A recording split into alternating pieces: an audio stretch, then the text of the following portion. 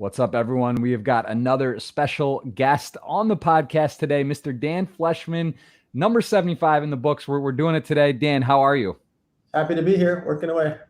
I love it, man. Well, thank you for taking the time. I know you are. It looks like you're in. You're on the road. You're moving around. Tell me what you got going on. What are you doing specifically right now, and what's happening in the background?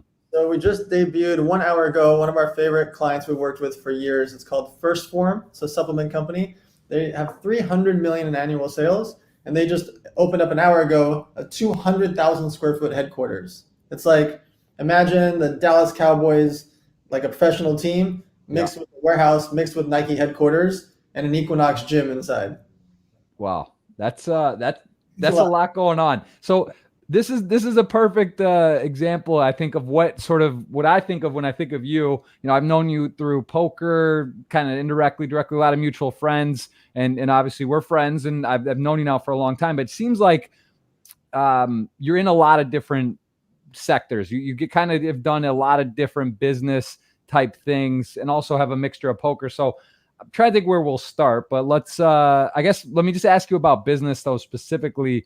How do you decide, like, a project like this, which is kind of, I guess, random per se, to, like, you know, some of the other businesses you do? It's not like direct. It's not like you're just in gaming or just in, a sector. You kind of seem like you spread across and get involved. How do you decide to dive into a project like, let's take this one? How do you get like, all right, I'm going to get involved? How do you make that decision to dive into something? Sure. So it depends on the quarterback. I really, really bet on people. And so my main decision is who's running it.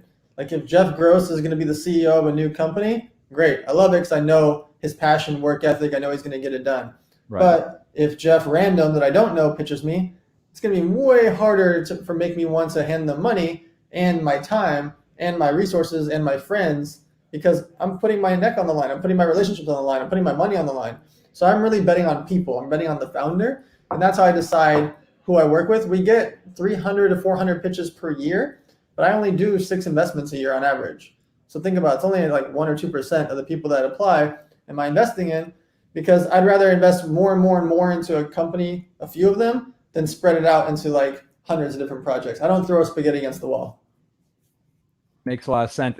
But so this is something I struggle with a bit, even just like from a podcast or content perspective, and, you know, Twitch, YouTube, whatever. How do you dive into this project? You do Model Citizen. You got the 100 Million Academy, which we'll cover later. You know, your I believe it's not your wife. Is your wife? You're married. Congratulations. That's right. I knew you guys were engaged, and that's awesome. So, like, how do you balance and say, all right, I'm going to dive into a new project? Because these aren't just like, you know, you're not just doing a random little flyer. Maybe it seems like you're doing like big projects constantly. So how do you sort of balance? Do you do it where you get in, you hands on, and then you sort of let it go and check in a bit? Like, how do you stay on top of so many different projects? Sure. So my actual main secret is group chats. So I don't use fancy platforms and all the fancy stuff. I literally have a group chat for every social media agency client, for every investment, for every deal. And so what I do is, the reason I have them as group chats and not just one-to-one is it causes extra pressure on the other people to actually come through. Imagine Jeff and I are on a group chat. I say, hey, Jeff, make sure Friday, 12 o'clock, we ship out these products, right? Now I'm just depending on Jeff. But if it's Jeff, Jennifer, John, and Robert in the group chat, guess what? It's going to get done, right? Because even if it's only one person that's supposed to do it, they now have accountability. And so what I do is I have a group chat for every single project. My social media agency, we spend $60 million a year for brands. Those are clients. And so I have to babysit other people's money with influencers. On the investment side, I have 36 angel investments. That means I have 36 separate group chats with those founders about the project. Because otherwise, I just go nuts. Like, I wouldn't know how to do it, and it would be too messy. A lot of times people use apps, platforms, this, that. They have so many different ways to get a hold of them. And because of that, nothing gets done. And things fall to the cracks. And so I try to make it where I run each project on a group chat or a group WhatsApp, and that way I can run everything efficiently. Interesting. So that makes a lot of sense. I love group chats. I do different Discord, other various WhatsApp. I'm sure you know Slack. There's different ways to do it. How do you it's also a bit overwhelming because if you're in so many group chats, there's like messages constantly coming and going. How do you organize and do that? And also, like when I wake up, I got Discord, WhatsApp, Telegram, Instagram, MyGram, Yourgram, all these different things. How do you find yourself, or do you just use one? Like, what's some tricks for organization if you got a lot going on? I just feel like it's so easy to get caught up in between email, Skype, and all the other things I've listed. You just go do one message here, you come in and out. And now there's another one. Like, do you have like one for personal, just kind of friends, family stuff, you like texting, and then use different ones for business? Like, give me some tips on that. My main thing is I title every group chat, so I know this is this group chat, and everybody within it knows. Because what happens is sometimes if you just see numbers or you just see names, you'll forget it and it'll be hard to search. And so I make it a point. I have my list. I know all my investments. I know all my clients. And I go through what some of them are not every day, right? Even if they're active in the group chat, I don't need to be every single day depending on the investment or the client. Others I need to be active on, but mainly what I do is I put another person inside of it that can help me. So I know I get a screenshot, make sure to answer this or make sure to do this. Or I tell the people directly, like, look, if there's something important that you need me for, then text me separately also, so I'll make sure to jump in. Because it can get overwhelming. Right? Whether you have 2 deals, 3 deals, it doesn't have to be 36. That's completely insane.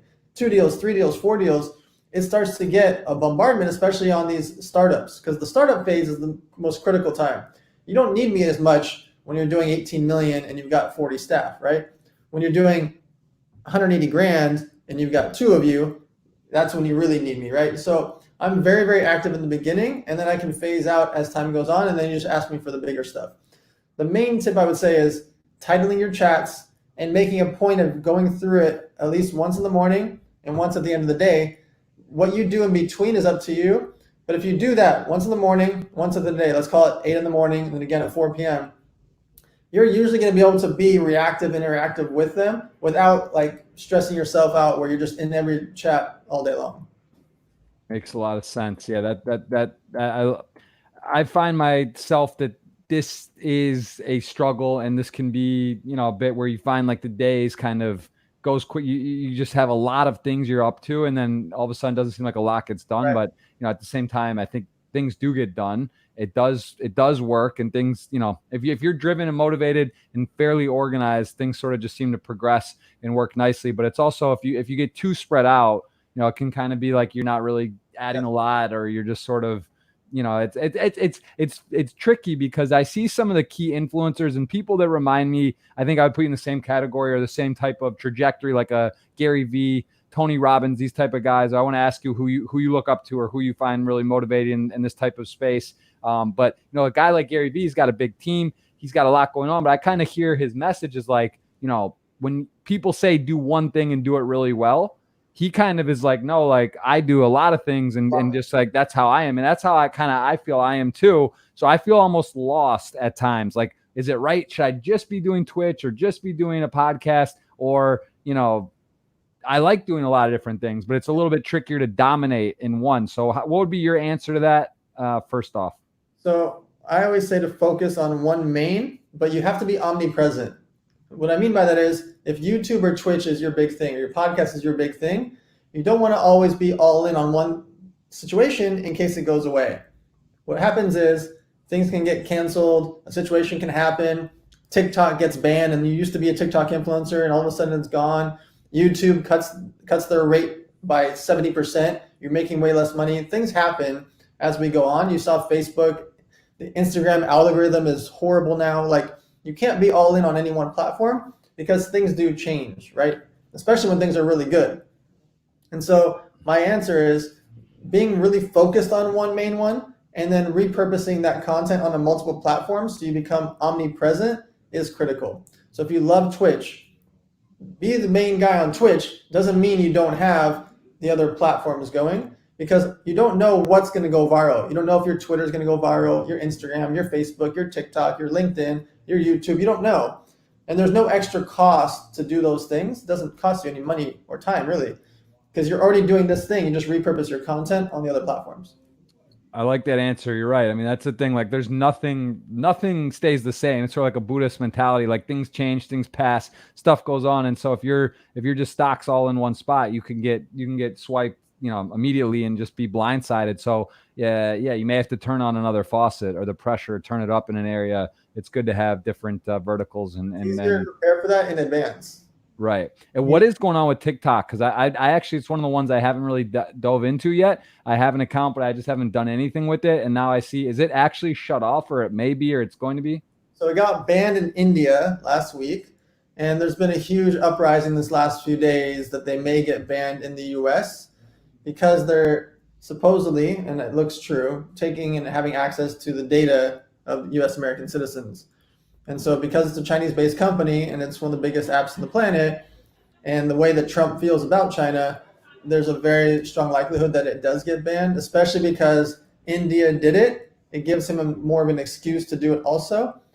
And because of how much attention is on there that's against Trump with the millennials and much younger, Gen X, Y, and Z.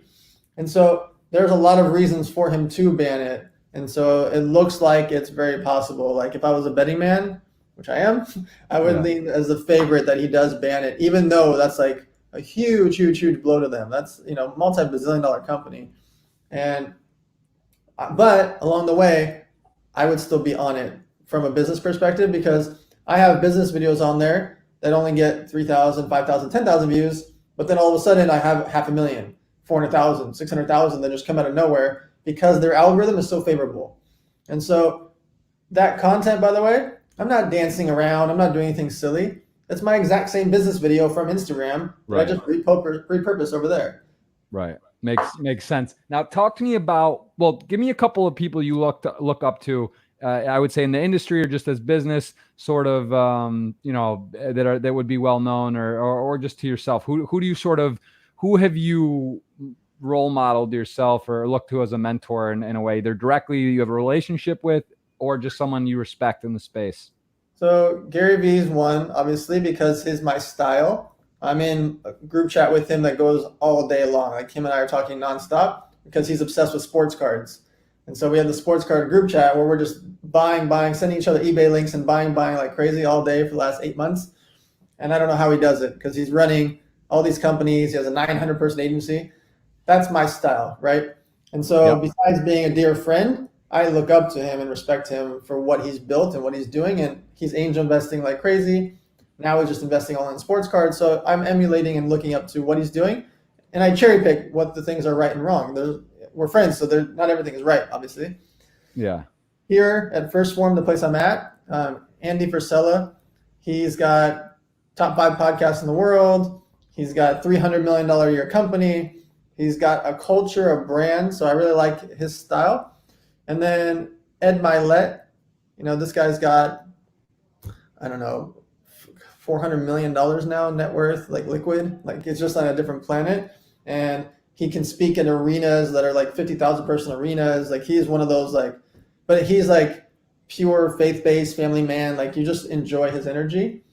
And then my business partner, his name is Joel Marion. He's got 700 million in sales, 19 million person email list. And so I like to emulate and look and cherry pick what do they do right or wrong. And by the way, when I say wrong, it might actually be right, but I mean wrong for me, right? Right. Not my style.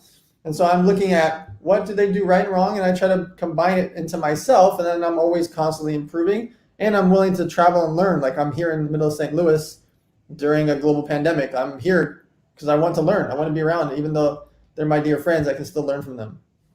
Very nice. Yeah, I'm looking at going through some of this. This is this course, which we'll talk about later. Actually, I just John Lee was on my podcast as well, and I think I was mentioning Sean Kelly, I know, has been in there, and they speak highly of it. And John, I actually didn't know John was on in this particular program, but I did a podcast at his house in the UK a few months back. But I know John, and he's, I get it. These type of people, it's nice when you have a community, a network, and people sort of like-minded and doing sharing ideas. And it's easy to connect with someone. You see, like you said, I like sports, I like cards, I like this. And then someone else who is sharp and on cutting edge leading trends, you hop in, right? You can find something that's similar, fits your interest. Now, if it's something about medical sales and it's like some other guy's doing it and doing it well, like, all right, well, I'd rather do sports, even though I could do anything really. And if you're powerfully motivated, driven, and passionate, you're going to be successful if you team up with some people. I want to talk about sports cards because Jason Kuntz, Otia, you know, I saw in some of your Instagram recently that you've gotten into sports cards. I actually just topped up my collection. Luckily, last year I got like my first Jordan 9. And I think it's crazy the industry, what's value's gone up. It's like 2.5, 3x some of the cards. Like these are, and it's I met Kuntz for the first time through a mutual friend in Michigan when I was back visiting my parents, brought him like my whole collection, you know, organized all the cards and was like, how much is this worth? He's like, oh, it's probably $500,000. And it's like, I got great stuff, I thought. But like, then I look at his, he's got, you know, $100,000 cards, $1 million cards. He's got the coolest shit. It's graded. And like, it just brought me back like nostalgia. I was like, man, thought this industry was dead. And then here's a guy who's just dominating. And, you know, I see in your video and your stuff that you are into it now and doing stuff with it. And actually Gary Vee and Jason are very good friends and they do some, you know, business together with that. But tell me about the sports card industry and what you're doing with it and what you believe, why it seems like it's gotten super, super hot based on what Jason's telling me. It literally has blown up, which is kind of counterintuitive during financial times and crisis or things. Like you would think that type of stuff would sort of taper off, but give me your thoughts on all this.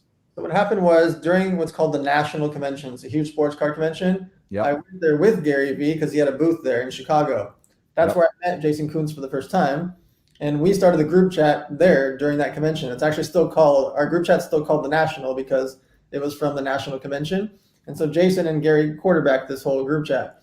And so I actually buy most of my sports cards from Jason because he's the legend. You know, he's got the biggest collection. He's fair about everything. And that's what's critical because the timing on this is nuts.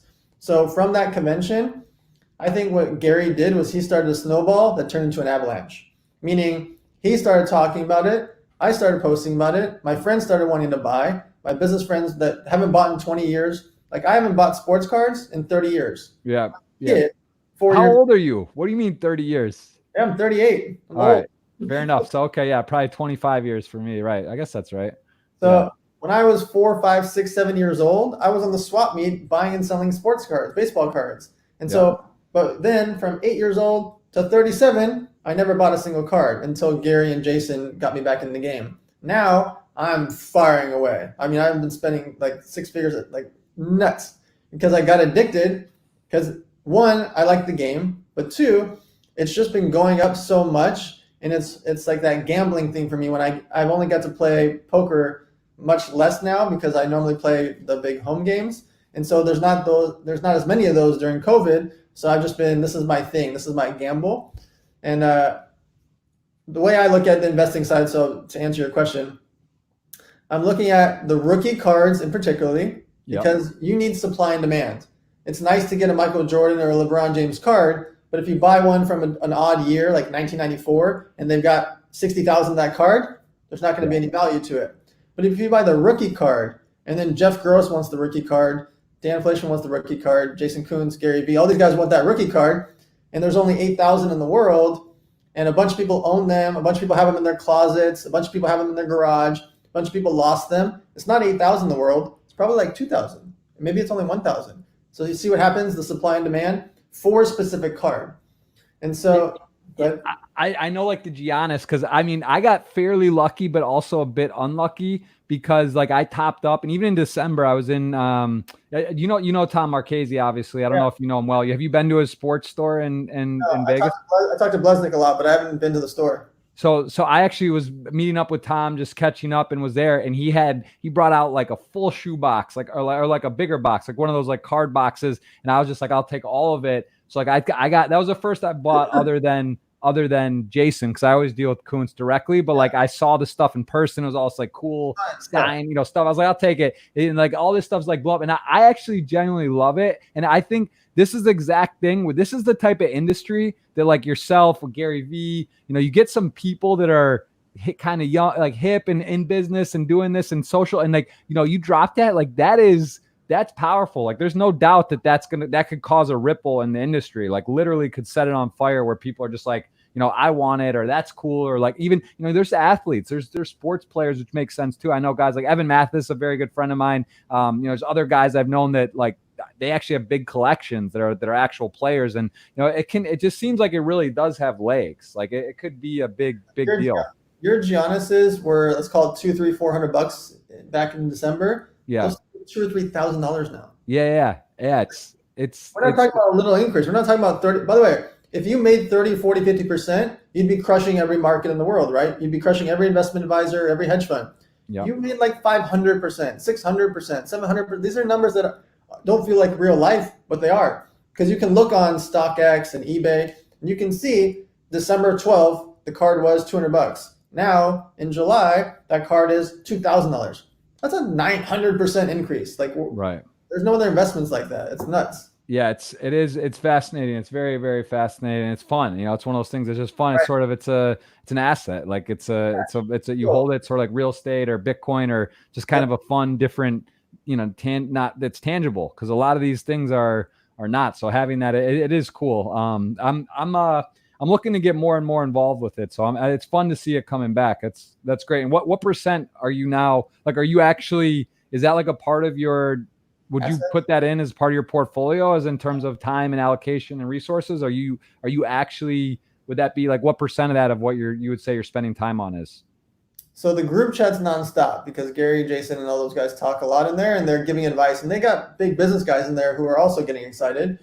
And so, I mean, I'm firing away, like really like 6 figures in the last 2 weeks alone, like just buying as much as I can, because I saw what I made. I feel like I'm free rolling. Like if you look in a gambling perspective, I bought a bunch of cards during that convention, and then Gary and Jason forced me to buy a bunch more a few months later. Those cards are up 400, 500, 600%. So now I feel, even though I haven't sold them, I feel like I'm free rolling. I'm actually going deeper from a gambling perspective. I'm going deeper. It's just like when you're playing a cash game, you can start with 10K, you've got 40K in front of you, you're up, right? You're up 30,000, but then a big fish or a big whale shows up and you put out 100,000, right?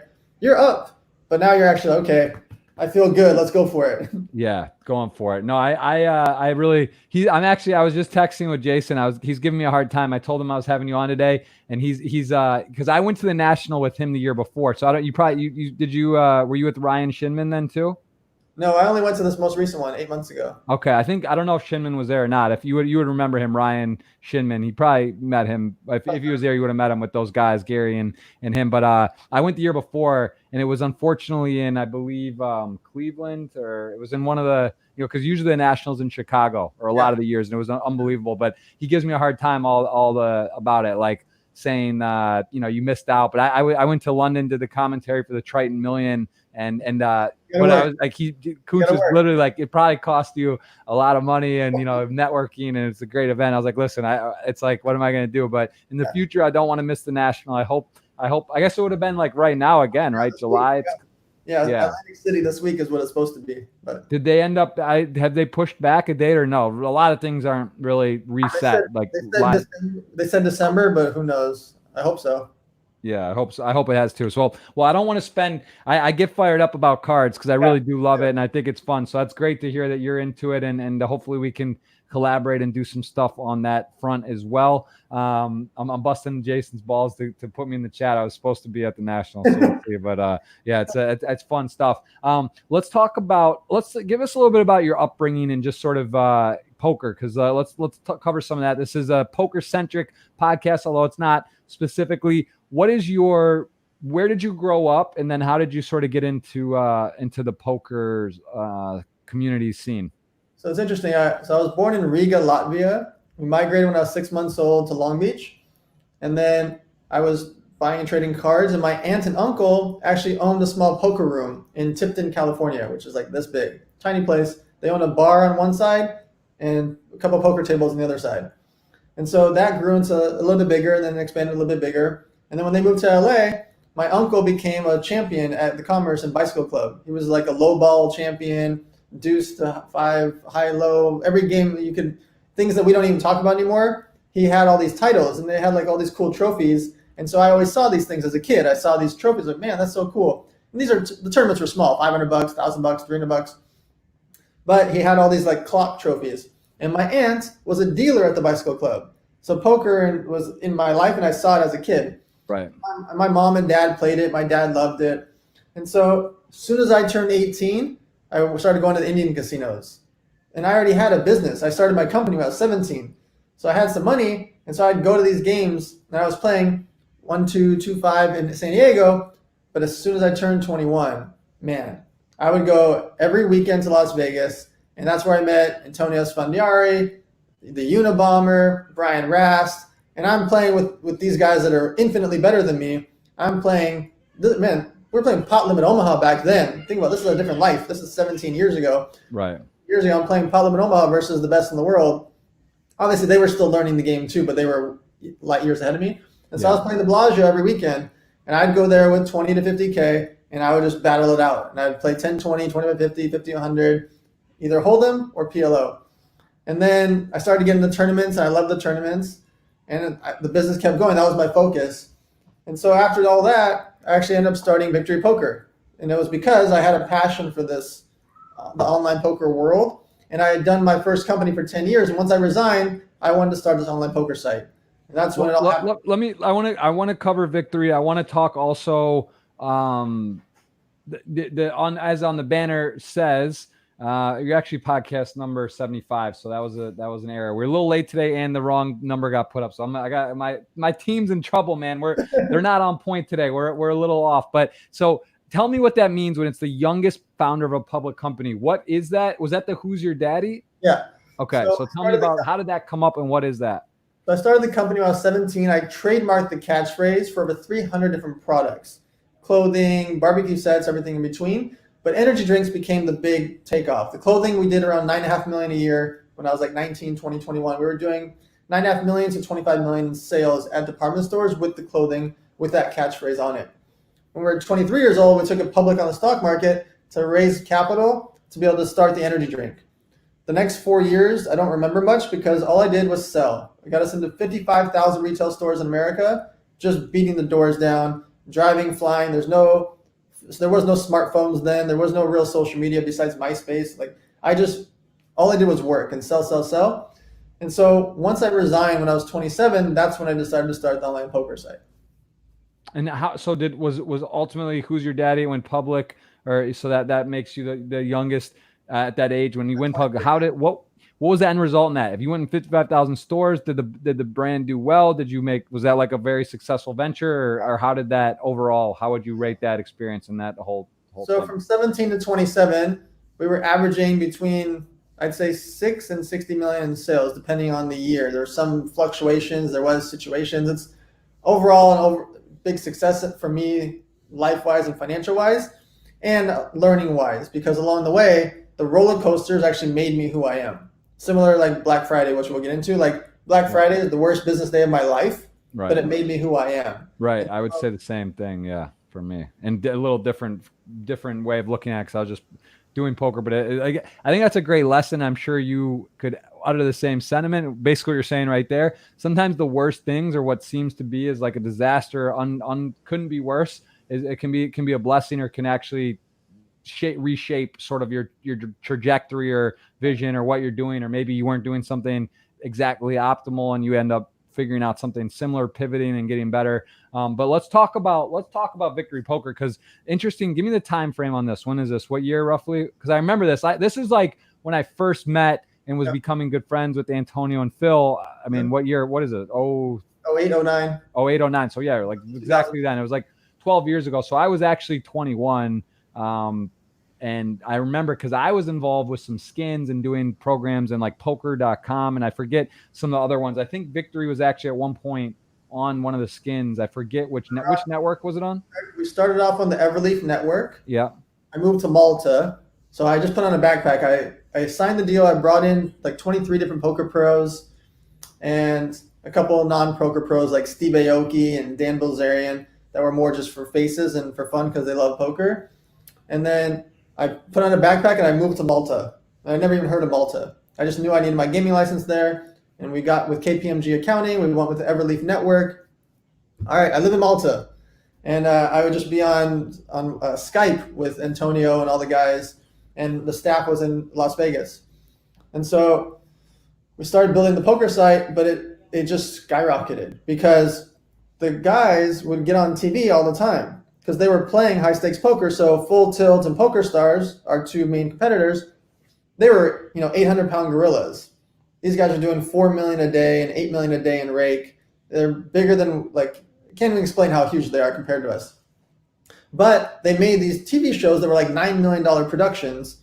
And what happens is 3 of the seats every time was Antonio, Bilzerian, me, Phil Lack, Roble, Keith Gibson. It's like Ryan Rast, the Rastinators on, like, these guys are on TV with a Victory Poker hat, Victory Poker shirt. So I'm getting free marketing because they're playing for an hour every episode, and they're the talkative players. They're the young guns. They're the ones battling with Helmuth and Ivy and Negreanu, and they're playing versus the big boys of Full Tilt and Stars and winning and doing well. Right. So the big turning point, the catalyst, was Antonio wins the World Poker Tour Championship, the main one at the Bellagio. I think he was heads up versus Roble. And guess who's in second? Yeah. Roble.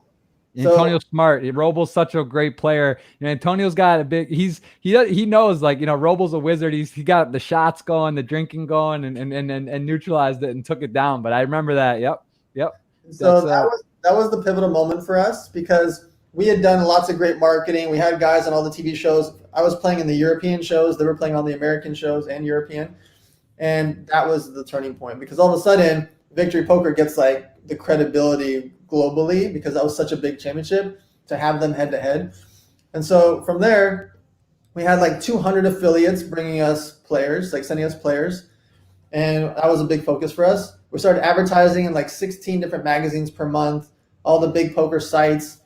And we started getting serious traction. We were getting tens of thousands of new players every single month coming in.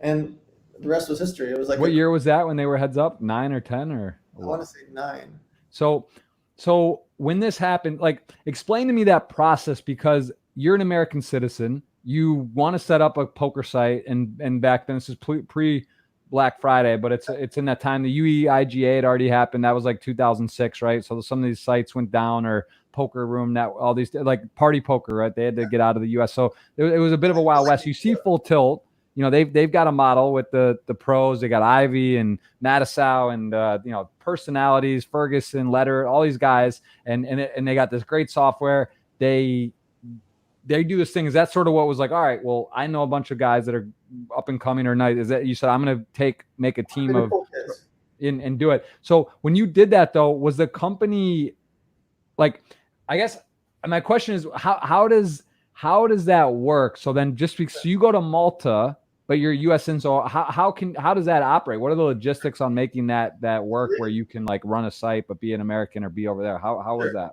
So poker itself wasn't technically illegal, and it's still not. It's the processing, the merchant processing. That's the part. That's what the UIGA really is about, is the processing. It's basically comparing us to terrorists, because it fell under an act that's kind of like the Terrorist Act.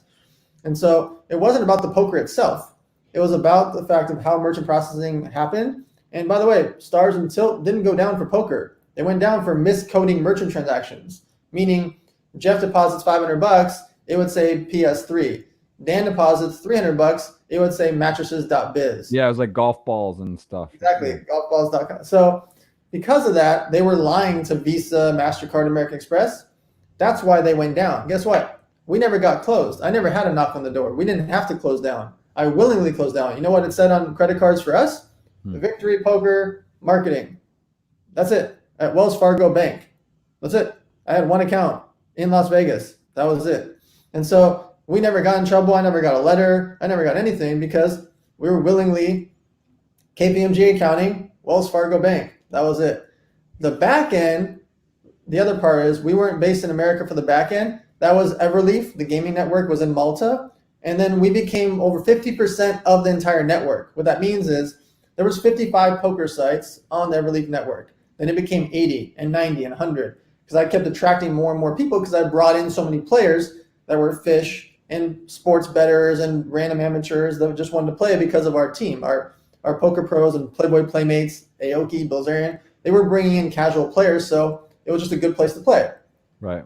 We ended up becoming over 50% of the network. Problem is, that's not good for us.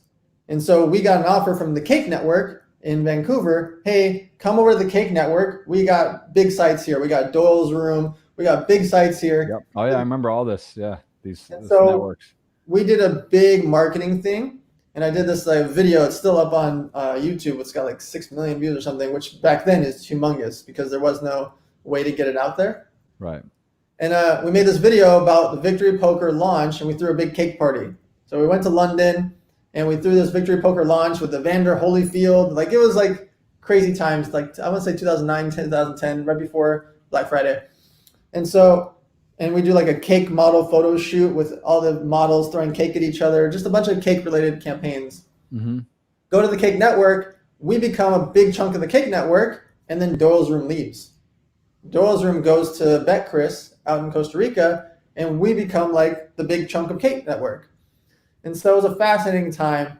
And so when Black Friday happened, literally, I'll never forget it, April 15th, it was 10 a.m., and Bilzerian calls me.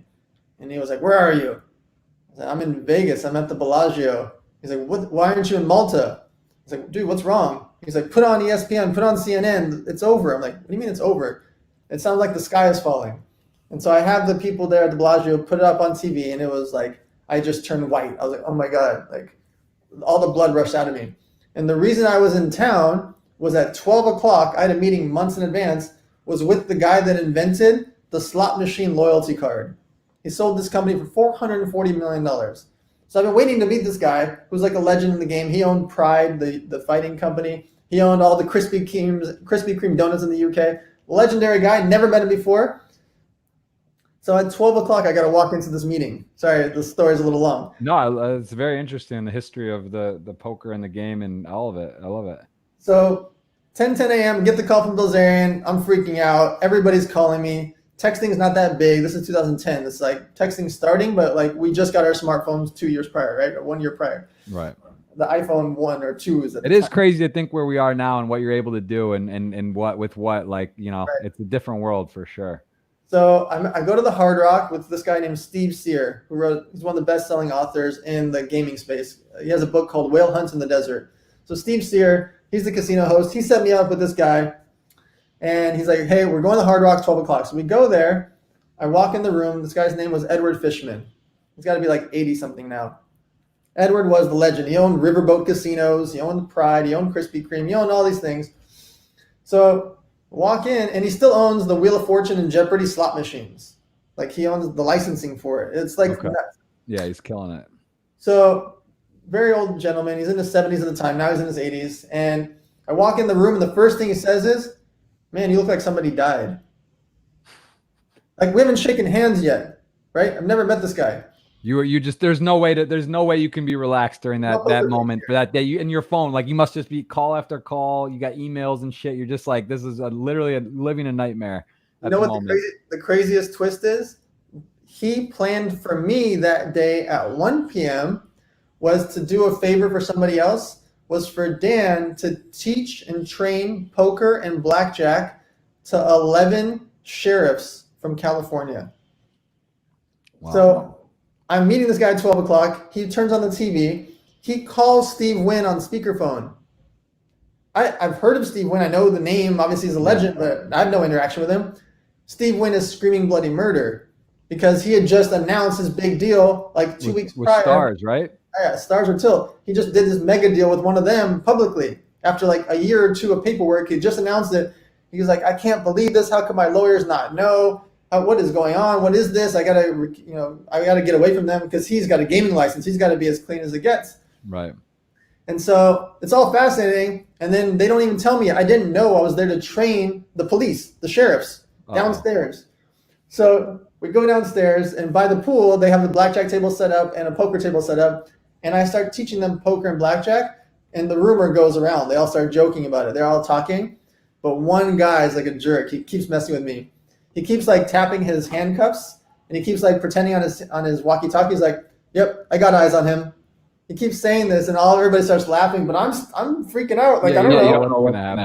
I don't know if I'm in trouble. I don't know what happened. I just see 16 bank accounts get frozen from Full Tilt and Stars. That's all we know so far. That billions of dollars is frozen. I don't know what's going on.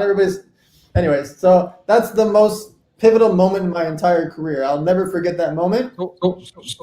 What did happen? Would that freeze your stuff? No, nothing. So they never even contacted me. So what I did was I didn't trust the Cake Network. Like I didn't know what they were going to do because they live in Vancouver and Costa Rica. And what happens? What if they just keep the money? What if their money gets frozen? What if they make a bad decision? What if their morals aren't, I don't know what's going to happen. So what I did was I forced them to manually pay back 41,000 people. We had real money deposits from 41,000 people because we were averaging, I'd call it 50 to 100,000 new players at a time, but obviously they fade away. So anybody that had more than $50 is what I call a real money player. Lots of people deposit $20, $10. So 41,000 real money players that we had to manually pay back, which Cake didn't want to do. Cake was like, no, we're one of the biggest poker sites in the world now with Full Tilt, Stars, Absolute Poker. They're all gone. We're the big boys in the game and you're half the network. Like, let's go. I'm like, they said, okay, why don't you just pull out of the US and stay an international site? That's legal. I was like, guys, I don't know where the industry is going to go. I don't know what's going to happen with the money. I don't want them to knock on our doors next. What if we didn't even do anything wrong and they just try to find something wrong and then hold our money for years? Let's just pay everybody back and we'll see where the dust settles. So I was fighting with them. I actually got on a plane, went there and just started doing interviews and telling people that I was going to pay them back manually and go withdraw your money. And so I was forcing Cake Network's hand. I was forcing them to have to pay everybody back because I made it in the media. I called every poker outlet I could back then. And so 4 days of just manually paying people back. What's fascinating is April 19th, I had already spent $63,000 in flights and hotels to go to Costa Rica with Antonio, Robo, Rast, all the models, videographers, photographers, Bilzerian. I had everybody's rooms and flights already booked. Non-refundable because we were going for sure. Why would I get refundable tickets? Let's save some money. So I lost $63,000 in flights and hotels that we were supposed to do a photo shoot for our big campaign. Anyways, instead, within that week, we paid every single person back and I was able to sleep at night. And that's what was really important. I wanted to make sure everybody got their money back. And luckily I did because Cake Network, obviously, after a while, just faded away. Yeah. That it's so foggy now. Like there was Lock Poker, there was I don't know if that was on the same network at one point or it was different. It was on there, and that was Doyle and people were bouncing around. It was a bit of a wild time. But so ultimately, so was Victory like? So it was an interesting experience. I mean, so the site was doing well. If Black Friday hadn't happened, you think with the trajectory, the marketing, the team you had, like everything, that was that was a pretty big bad beat. I mean, that would have been you think it would have done very well? I mean, we had at that time we had around a 60 million valuation from what we had revenue wise and what was going on. Our overhead was tiny. Remember, I only had half a dozen employees because the network, the hard stuff was being done by Cake. So my team was just my organizational team, my executives, and my marketing and my web guy. That was it. We didn't need anybody because the network was behind the scenes. And then I had 23 poker pros. And so our trajectory was we kept gaining more and more players, but our overhead was flat. We spent 6 figures a month on our core magazines and poker news and buying ads on cardplayer.com and stuff like that. We were buying ads, but outside of our 6 figures a month in marketing spend, everything else was our players organically just being on TV nonstop bringing. So yeah, it was a huge financial bad beat, but being able to sleep at night was more important to me, and I didn't feel comfortable just becoming an international site. And I will also say I was never planning to beat Stars or Tilt. That was never my intention. Right. I wanted to take over Bodog's spot because when Bodog switched all their focus to just sports, I figured that was going to be the cool kid spot. I could take Bodog's style, and that could be our niche. And if I was the 3rd or 4th or 5th biggest site, I would have been ecstatic, right? Yeah, I don't need to be Stars or Tilt. Same with when I had my energy drink. We were the 7th biggest drink in the world. I was never going to be number 1, 2, or 3, 4, or 5. Never. Because that's Red Bull, Monster, Rockstar. These are massive corporations. But if I could just have that spot in the top 10, I'm perfectly happy with that. Right. Okay. Well, so a learning experience, but definitely, I mean, let me ask you the current state of obviously poker passing in Michigan, Pennsylvania, other states coming up. There's sports betting at a federal level gets passed. So, and there's going to be some piggybacking. I just saw, Rob Young sent me an article yesterday, who's one of the main partners at Party Poker, that GMC, there's that Roar deal, GMC and MGM, the GVC who owns Party Poker, did a deal, big 200+ million. They just announced there's some other further funding and things going on. This was yesterday. So, I mean, it does seem like gaming, sports, poker is coming back. is that like sports cards you got into? If poker came back in the US, or just like that's a passion of yours, do you feel that poker would be something you'd be interested in doing some business type things if it opened back up, or is that like that ship sailed for you, or what do you think about poker? I would consult for a poker company or a gaming company or a sports company. I have clients, like I've done big campaigns for DraftKings and some of these brands. I've done some really cool campaigns. I don't think I would start an online poker site again. If it was nationwide, right, then I might consider it, but I doubt it's going to be nationwide. I think it's going to be state by state, obviously, for a lot of reasons. The way that they do payouts and taxes, it's just hard for them to all agree. But really what matters is California. Florida and New York are mission critical too, but California, remember, was a huge percentage. At one point, it was like 12 to 18% of the global poker market. Yeah, it's massive. It'd be like the biggest country or third biggest. You know what's crazy? Think about it. It's been 10 years. All those players have way more money now. Their jobs increase. They're older. They're on their 30 or 40 or 50. You know, like it's us, because we were in our 20s then. Now we've got some more money. Now, if we were playing online poker, we could play a bit bigger games and create more rake. And so it would be even bigger than ever. But really, California is what matters. So if California comes back, I would either consult for a company. I think that's the play for me. It would be fun to start it again, but I think I lived that life, and right. You know, it's a grind. You know, as you've known, it takes a lot of sweat and effort. And yeah, I think you could probably use your services and experience more so. So was it net? Did victory, like, how was it? You paid all the players back, because that I mean, look at what happened with Full Tilt. That was an absolute nightmare. But in terms of like profitability or doing well, or net, like, did victory end up doing well? Like, would you say it was a success? I mean, no, not counting Black Friday, because that's out of your control, and salvaging, right? You imagine you're the face, and it's like, oh, every player's money got locked up, and you owe everyone. You don't want to be like in one of those spots. But how was it, like, end result? Like, did victory do well? Like, would you say that was a success? So from a company marketing brand perspective, I was ecstatic. Like, I have a feather in my cap. I love it. I'm so proud of it. From a financial part, once Black Friday happened, no. I mean, that was tragic, because right before, like 2 weeks prior, I loaned like $600K to the company extra just to prepare for our big new campaign. And I was never taking a salary out. I was putting money in. And right before then, we were doing our big launch in Costa Rica. We were going to do this big marketing campaign, and literally flying dozens of people out there to do this whole thing. And so I just put in that $600K, or maybe a little more than that, into the company to like prepare and beef up for it. And so overall, success-wise, we had a huge run, but we never there was no exit. There was no, does that make sense? Like, yeah, we didn't get to pull money out from that perspective. But from a personal, like, sleep at night, yes. Like, I loved the brand that we built. It was so much fun. I still watch the videos every 6 months or a year. Like, I'll still go back and look at those videos on YouTube. They're just fun to watch, the Victory Poker highlight reels. And so it was a great experience for my life. But no, there was no financial, like, holy shit, that didn't happen there. We were on the brink of it, but it didn't happen. Right. Yeah. Just kind of to your point earlier, you said about life and being hedged in different things, and not putting everything in one basket. Things happen. There's COVID happens. Things happen. There's stuff that you can't control.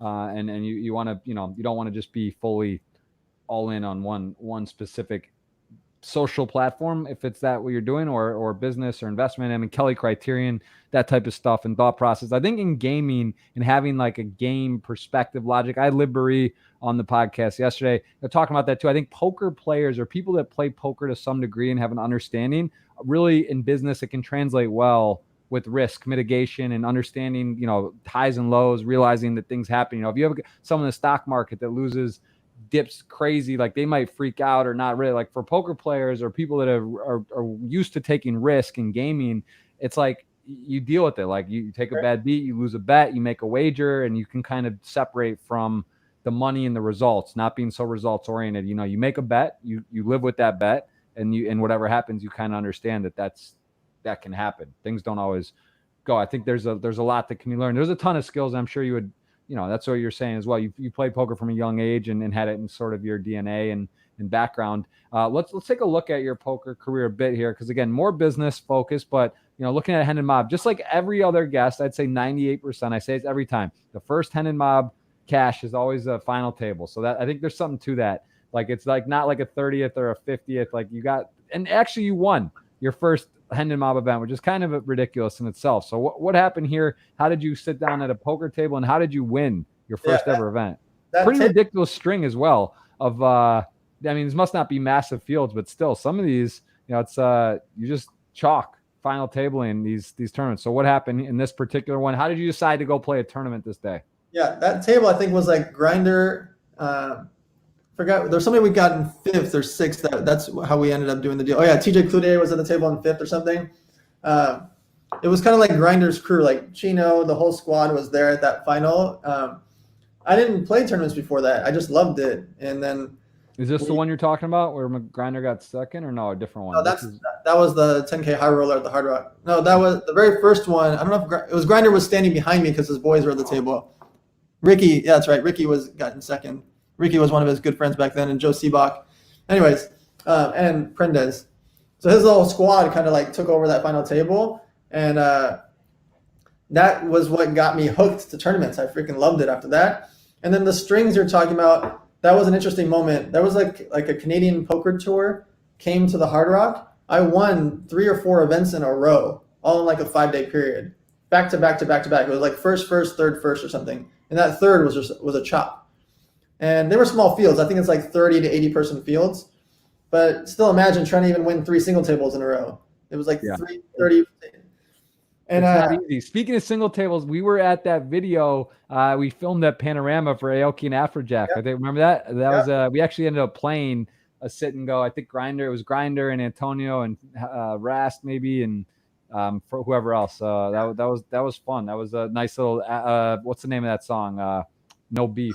Yeah, Afrojack. And I got like if you blink you'll miss me, but I was in there with that, and it was fun, and I think we actually played it, and I remember I think you cashed and I took it down. That was like a $500 friendly sit and go movie shoot, but that's how much those guys love poker. Right. They actually wanted to play. Like Aoki, I don't know him very well, just mutual friends. I know you're very close with him. I just saw on Instagram the other day you're at I think he's doing some big projects and opening some stores, but like, you know, he loves poker, like, which is cool. Like those guys, like you mentioned, Dan and these other guys that are actually genuinely really into the game. So it's cool. It's fun. And I think a lot of people you meet, a lot of your friends you've either met directly or indirectly from poker, and I can say the same. And I have so many positive things to say about the game, and it's great that you love it too. So were you actually a poker pro at this time? You take down this tournament, kind of get into it, you playing some, you're having some decent results. You take down the 73K, you go to WSOP Europe, and you, at this time, I guess Victory Poker was already going. You final tabled the main there, the WSOP main event. That one was heartbreaking. I was the chip leader of the main event, the final table. Oh,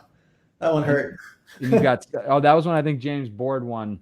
I'm looking back. My stuff's freezing up for a second. Yeah, so that was pretty big payouts. But yeah, so at that point, what point were you actually? Would you say you're more business, or were you actually playing poker for a living, or doing a little everything?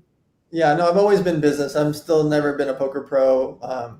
Poker has always been a passion, and I've always played in the home games, but I never did a full season. Like when you see those results, I was only playing 10 or 20 events at a time for the year at best. And so I never did a full series of the World Series. I've never done a full anything. I want to. Like really my one bucket list thing I'd love to do is a full international from January 1st to December 31st, travel the world, play everything. And that would just be like my bucket list dream to like get to see the planet and get to actually play and try to like see what I can really do versus all the pros, you know, like try to actually go on the tour.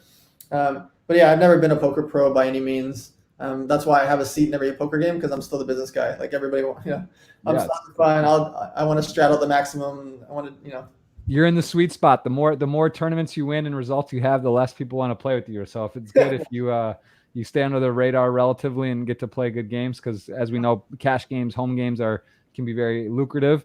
Tell me. I would say that point too, though, it's all about the phases and different times in life, because it's tricky. I say the same thing. Like I've got my hand in a bunch of stuff, and I would also like to just dive in and like legitimately go to where all the pros are going, like go to every stop. January's this, February's that, go around the world, play like the full, not just the main, but like the full thing. It's kind of hard and almost maybe impossible for you right now. But I have a 14-month-old son. I don't believe you have children yet, right?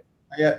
Not yet. So tell me about, let's talk about your relationship. I know you use some funny I like the humor of the, Instagram husband or boyfriend. Like you got your wife, I know is I believe into fitness, or she does some very active on social as well, and joke that you're like an Instagram model husband, or the things you do for Instagram, like some of the shots you have to get up and do this stuff. And I think it's funny. I like it. Who is your wife? How did you guys meet? And how does that work with in terms of just the whole, traveling, Sure. doing stuff? She's into projects as well. How do you guys sort of balance and operate together?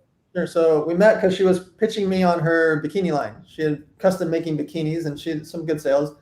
So she pitched me on the bikini line. I pitched her on life. Like I was just like, I wanted to marry this girl the second I met her. Like I called my best friend, and I just said, look, man, like this is it. This is the one. And you hear those stories, and I don't believe those stories, but I lived it. And I was like, that's it. That's it. And so I had a good run.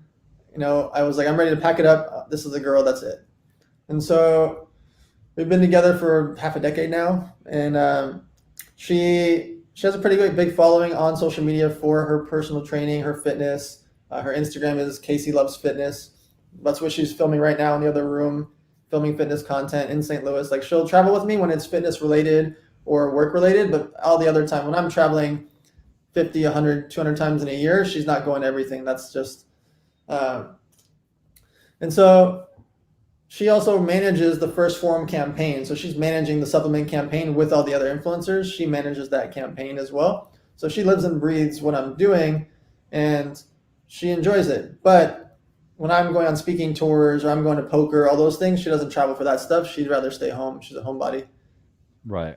Very cool. So you do find time and trips like here, like she can sort of help or be a part of it, and she's hands-on involved in what's going on. So you guys get to that makes a nice I guess symbiosis. It sounds like she's involved in helping with things too. So that's cool. But I know the feeling on the one. I called my shot as well. I met at Burning Man and just said this was the one. And some, when it's like business. When you want to bet on something, you bet on it. When you're ready to fire, sometimes you just got to go, that's it. You just go for it. Exactly. Let's talk about your charity model citizen fund. What is this? How did this start? And what does this mean to you? Yeah. So Model Citizen Fund, we're on our 8th year, and this is my most emotional passion project. I'm going to do this for the rest of my life. It's a 0% charity, meaning I cover all overhead. So if $1 comes in, $1 goes to these backpacks, and not $1 goes to overhead. And so it's 150 emergency supply items inside of a backpack. And we give those backpacks mostly on the West Coast, but also to homeless shelters, teen abuse shelters, women abuse shelters, and orphanages, but mostly focusing on homeless shelters.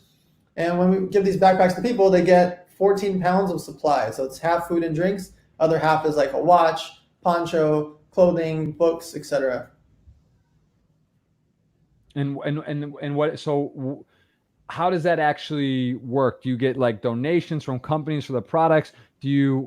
How do you allocate? Where do the bags go? Like, how does the details of that work? And how did you just started this? You said how many years now you've been doing it? 8 years ago. And I started it because I was raising money for so many other charities. So I threw charity poker tournaments, 3 to 5 times a year for other people's charities. And I would raise 50K, 200K, 80K, 300K, and give these checks or wires to these charities, and then never really get to see what happens after the fact. And it may have been going to good, it may have been going to their overhead, it may have been going to whatever. And I just didn't get to feel it and be able to take that feeling and relay it to the people that have donated to them. And so I wanted to make a very simple charity. I make a backpack that's really heavy, full of supplies, and I give it to people that are homeless. Very simple, very straightforward. And in that action, people can be a part of it. And so they can actually go give out these backpacks themselves. So Jeff Gross donates $500. I can send 5 backpacks that are $100 each. I can send 5 backpacks with 150 items inside each backpack to Jeff's office or home. He can go out with his staff or his fiance or his friends and go give it out to people. Does that make sense? Very cool. It's a nice concept. It makes a lot of sense as well with the backpack, especially if someone's maybe fortunately homeless or needs the whatever, they can utilize that. They can use for what it's got utility and the items, and you get to kind of package all together. It's a great idea. I think I really like it. That's very cool. And tell me about the other side. So the charity cover, what's the 100 Million Academy? What exactly is this. This is something, again, we touched on it earlier. I know some people that are in it. I see listed here John Lee, who's been on the podcast, and I saw Sean as well. I think he was either a part of it. I don't know if he's one of the Sean Kelly is either just part of the course. So walk me through this. I want to go to it, Dan. Actually, I was texting or via Instagram with Joel Marion, I think, because maybe my friend got me in touch with him about this specifically, and we were sort of talking about it. You're the guy I'm going to want to talk to afterward and see what can be done. But what is someone who's watching? They want, this looks cool. Walk me through start to finish. How do you get involved, and what is it? So first, Joel and I created a really, really high level one. It's $100,000 per person, and there's 100 people in this group. And so we had these live events that people paid $100K each for. From those events, we wanted to make something that everybody could learn from. But instead of just learning, just like when you go to college, most of the time you're learning from instructors or professors that haven't built large businesses or built in that industry and what they're teaching about. They've learned and they're teaching the content that they've learned. What I want to do is put together these instructors that you see. Everybody's either done over 100 million in sales, been seen by over 100 million people, or spent over 100 million on ads. And so when you're learning from them, you know, like that guy you're clicking over, he's the guy that created and co-founded Tinder, CRO, Chief Revenue Officer. I was trying to figure out the letters. CRO, the Chief Revenue Officer for Tinder. Well, you're going to learn a lot from that guy because he built a company that's doing hundreds of millions of dollars a month in revenue, right? Instead of just learning from somebody that's reading from a textbook. The guy on this main screen, Neil Patel, this guy consults for eBay and Google. The guy does tens of millions of dollars a year, but he's done hundreds of millions over the last few years. Like, I want to learn from that guy. This other guy, Matt Morgan, he built up a multi-$100 million cannabis company. There's the Wolf of Wall Street, there's Billie Jean. All these different characters have something to do with over 100 million in sales, ad spend, or eyeballs. And so I wanted instructors that could truly teach from their experience. That's what was important to me. So we made this version that's $100 a month that people could come on and join. They could do it monthly or annually, however much they want. But the difference is there's 300 hours of content that they could watch 24/7, or we go live every single day, Monday through Friday at 6 p.m. with an instructor. So yesterday was Jay Shetty. Today is in the guys that have a $200 million agency that teach about ad spend. So every day is a different character that's teaching about a different topic. Very cool. Yeah, this is definitely serious. I mean, you can just tell it's very well put together. You know, I recognize or know personally numerous people involved, and I just want to understand though. It is so to someone here wants to sign up. It is actually it's so. When is the next one? How often do they run? And what? So for it's 100,000 to get in. Yeah. So that part, the 100,000 part is sold out. There's for the annual, that part is sold out. That's the one I'm doing with Joel, and then Joel and I created this academy. This is only $100. So the academy online is the online content. The 100K group is the live events. And then next weekend we're announcing we're doing a 30K group in the real estate space.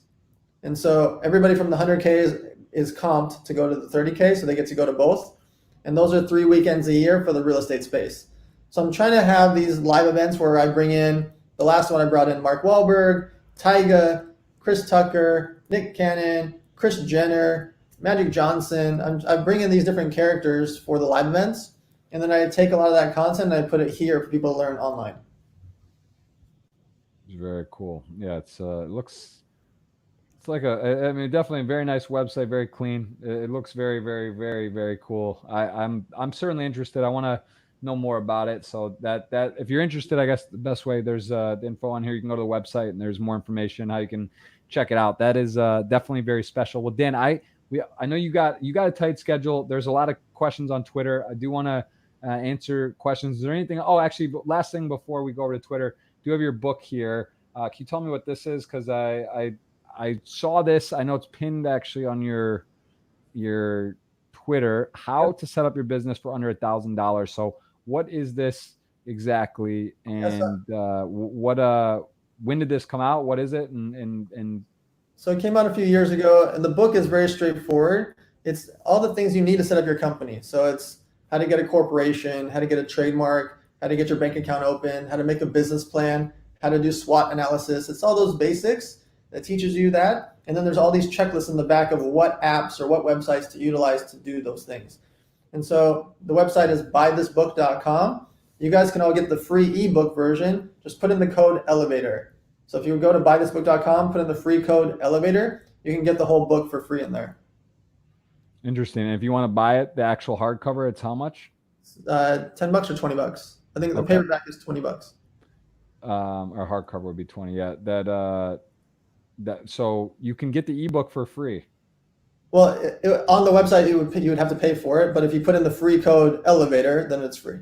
Oh, okay. Well, there you go. So that's cool. Actually, I mean, that's nice. That I love the website as well. I mean, it's almost like out of principle.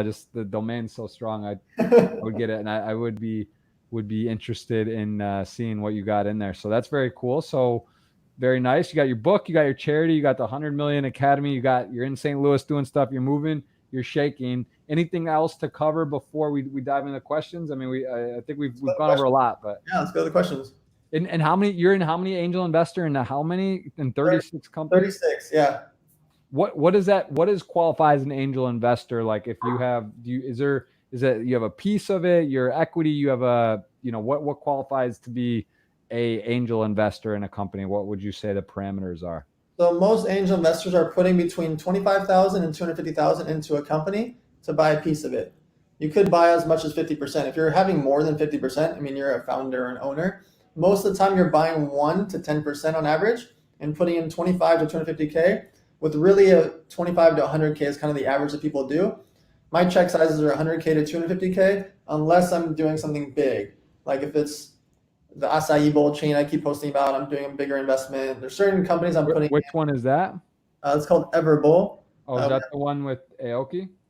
No, Aoki has, that one's called Blue Tree. So he's just starting that one because he has a bunch of locations for pizza Aoki, but Blue Tree, they have 3 or 4 locations now. And that's got coffee, juice, and smoothies. Mine is just acai bowls. We have 26 locations.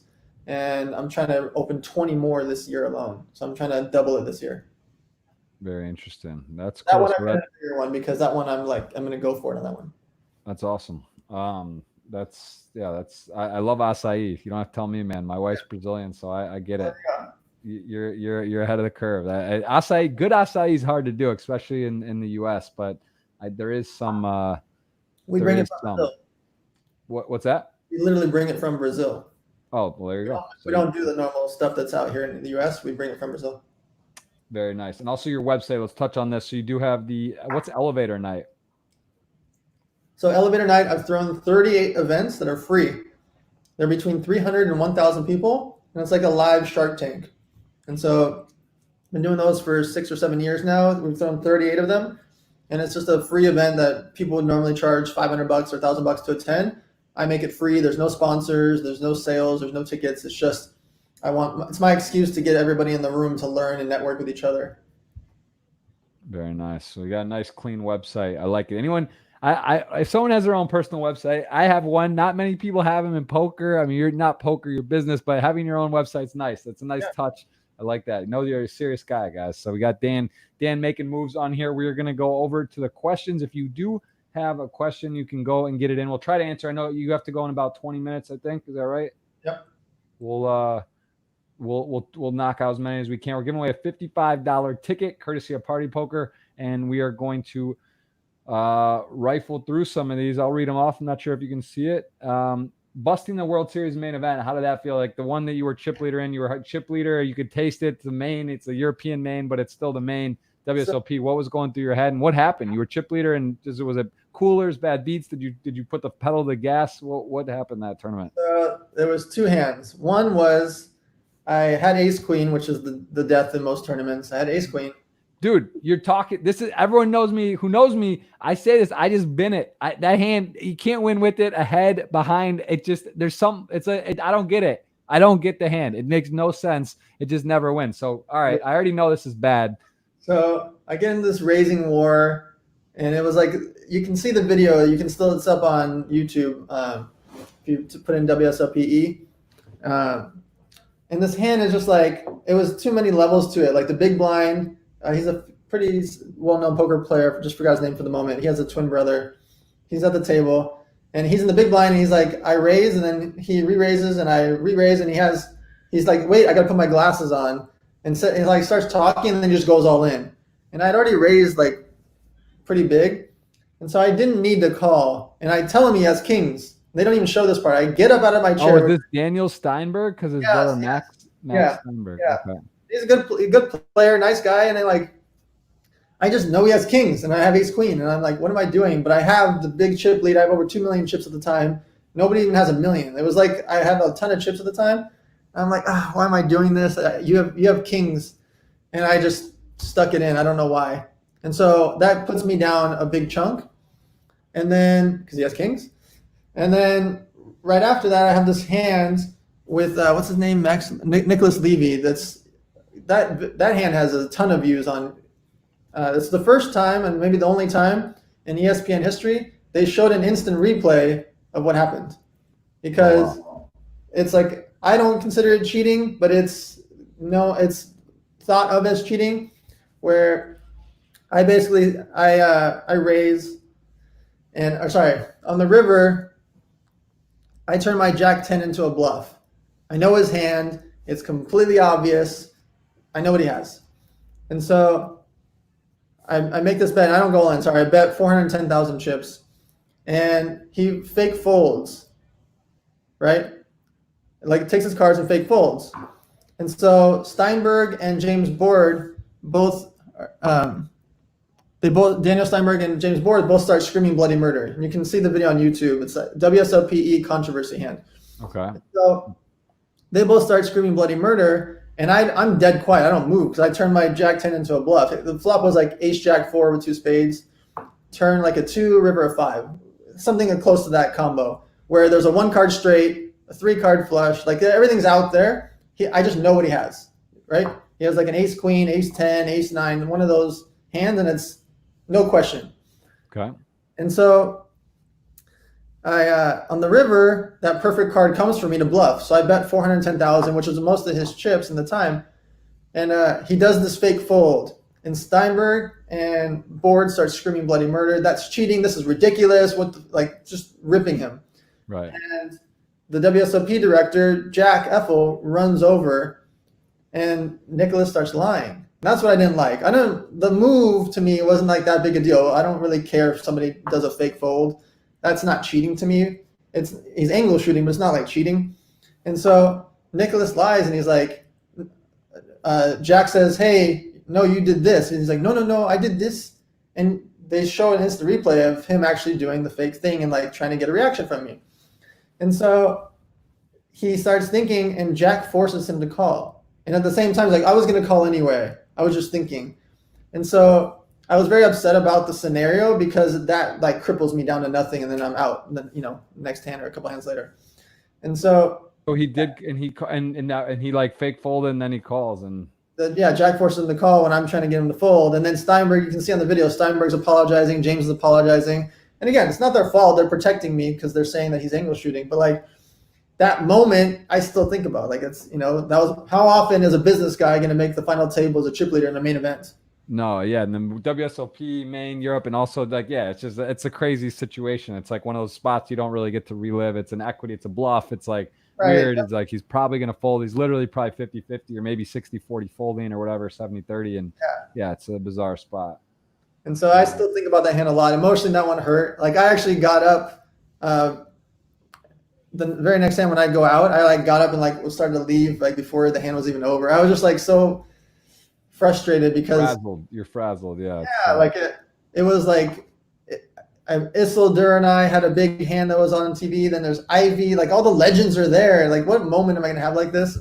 And I remember, I don't remember the hand specifically. I remember that run. I remember you being deep, and I remember you having a lot of chips, and I don't remember specifics of what happened, but I just remember that you were doing well. And I think I was probably with Rast or someone and sweating, and it was like, oh, he's chip leader. I remember that you had a lot of chips, and it was a big moment. So don't mean to react. Just the Twitter world brings out. Sometimes they can bring out some. You got it. You got me riled up again. Spots. But so someone's asking the best finish in the main. Well, there you go. And then how it felt. So you obviously, not a great memory, but a fun run. You made a final table of the main of WSOP. How do you pick what companies to invest? Gut feeling. You did answer this basically betting on people. and sort of I cherry pick my explaining that. category. I don't do multiple in the same category unless it's fashion. Okay, so that has been answered. What do you think the rate of success is for new business plan given a recent situation? I'll take this question further. So I have a lot of angel investing, I guess you would say, in that range of investment. Maybe a handful as well, not 36, but a good bit. Maybe 10 roughly. Let's just call it. I don't know yet if I'm a good angel investor because first of all, there's a lot of luck, I'm sure, right? Like even if the people are good or depending on industry and how it changes, but it takes a while to come to fruition. So you might take 3, 5, 10 years to understand where you're at or where you're at. And obviously your track record, and if you bet on good people and you're in good space, likely going to do better. So, what would you say your success rate is, or would you guess would be, and how would you say overall? Because like random people flicking in investments and maybe being sort of fish, if you will, it's probably very hard, but someone that you think you calculated, you have the information, the people personally, I would imagine is better. So give me the two. What do you think a random investor's success rate is and these type of things? And what do you think your success rate is? Sure. So most of the time, only 1 or 2 out of your 10 investments are going to make it. And you're hoping that the 1 or 2 are going to help pay for the 10. And so angel investing is hard from that perspective because companies either are going to need multiple rounds of funding or they're going to go bankrupt or situations happen. So 1 or 2 out of 10 is really like what actually happens as far as the company having success. Again, sort of like a poker tournament. It's like you'd rather nail 1 and bust 10 than min cash 4 and whatever. So it's sort of like the same sort of thought process. Like I think when you evaluate on business and investment, what is the ceiling? What is the upside? Is this unique? Does this have a chance to really pop? Because if you do 10 investments and only 2 work and they're like, get your money back or a slight ROI and you get slammed on others, it's tough. But if you hit like an Uber, whatever, you hit one of the big ones and you get 100 or 50 or 200X, it doesn't really matter. Those other ones double or make whatever and they don't succeed. So, but what do you personally expect? Because like obviously you're betting, you believe all will work, but like what do you realistically think will be your rate of profitability? I'm too optimistic, but that's because I'm helping their success. My agency is helping them. So I treat them like clients. So I've done 36 investments. Only a few of them have exited. So it's not like I've had a bunch of exits. 1 went public. 1 had a big exit. 3 of them are doing 8 figures in revenue. So those are my shot at glory. I look at angel investments in a couple different stages. I have my safe-ish angel investments that are going to be okay. I have my medium risk ones that are going to be like, if they hit it, might be like a 5 to 10X maybe, if I'm lucky.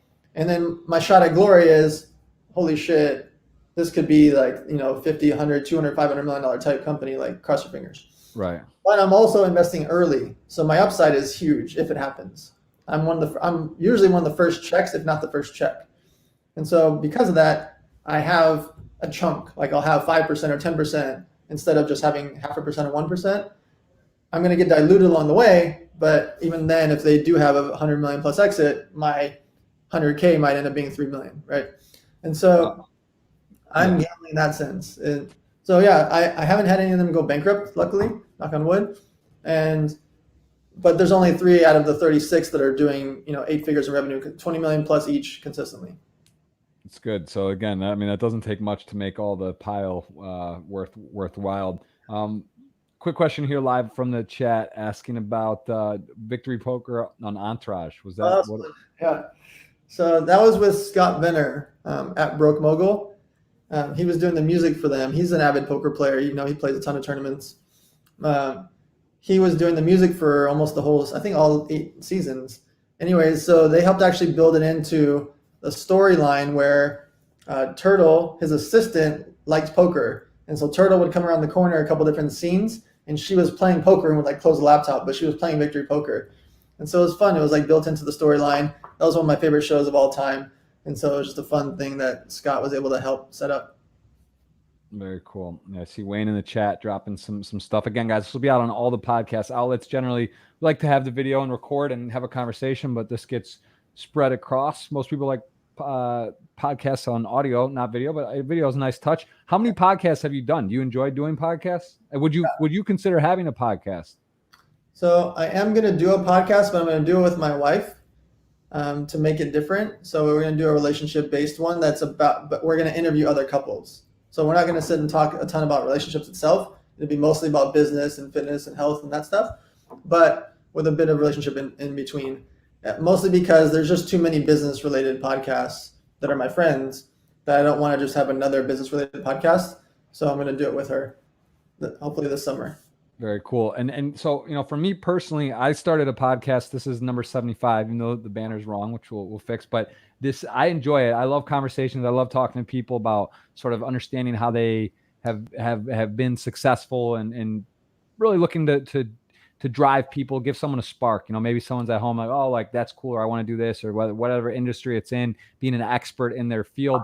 You know, we see Joe Rogan cash out for 100 million or something. I know there's some, I'm not really familiar. Honestly, I have no idea about podcasting and monetization because I haven't even I kind of approach things like Twitch, YouTube, podcasting as just like a passion. And I don't look like, oh, I'm going to make, what could I make? Or if I hit 1,000 episodes and it's popular, what will it do? Because I kind of think these things take care of themselves. And also, I think a lot of people are misinformed. And you know, same thing for you with social. Like, you're not necessarily generating revenue per se on Instagram or like on Twitch. I'm not really making that much money. It's not like I'm making a living off of Twitch, but that's how you get deals with companies, how you get contacts, all these different things. So there's a lot of extra value on the side, right? You can't really say like specifically, oh, well, this makes money. But do you believe that podcasting has a future? And what would you estimate some of the other podcasts, like big podcasts you know of, that are worth, like Tim Ferriss or, you know, Lewis Howes, for example, these guys that have very successful and strong podcasts. Do you believe that this is something emerging? Like, did Joe Rogan set the bar? Is this a new industry? Are people is this like a business, or is this just kind of like a one-off type thing with guys like this? Yeah. So there's over 1 million new podcasts. So they just broke the barrier about 2 months ago, 3 months ago. Oh, wow. Didn't know that. However, a very small percentage of them have ever done more than 6 episodes. So what happens is people create their podcast and they don't realize how much work it is to be on episode 75. It's a lot of work. Right. It's a lot of time, it's a lot of energy. It's a lot. Yeah. However, if you can battle through it and get a consistent following that's engaged, I mean, there's real money in it. It's fascinating to watch. There's different types of money. One is people can just sponsor your show, where you can actually sell placements, not just a commercial, but they're actually a sponsor of the show. 2 is they can buy spots, you know, commercials, 15 seconds, 30 seconds, 60 seconds. That could be at the beginning, middle, or end. Some, depending on your podcast, you can sell multiple. And then the 3 is you can run affiliates, meaning lifelock.com and those type of brands, wix.com. You're seeing a lot of those type of companies that are spending a ton of money and paying a lot of affiliate revenue. That helps push some of these guys that may not take a check from Cisco or Oracle or whatever, but they will do a deal to try to have upside with a Dollar Shave Club or one of those type of brands. I agree. I completely agree. What do you think is the next big thing in social media? TikTok seems like it's blowing up, but there's some, maybe it's shut down. You know, what's up with Snapchat? How do you allocate your